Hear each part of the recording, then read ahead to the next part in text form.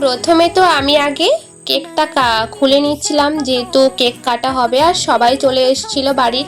আর আমাদের বাড়িতে জানো তো সবাইকে ডাকা হয় কোনো কিছু হলে, বেশ ভালো লাগে যখন সবাই একসঙ্গে থাকি, খুব মজা হয়। কিন্তু আমরা তো খুব মজা করি, আমাদের কিন্তু অনেক বড় ফ্যামিলি, কিন্তু একসাথে থাকা হয় না।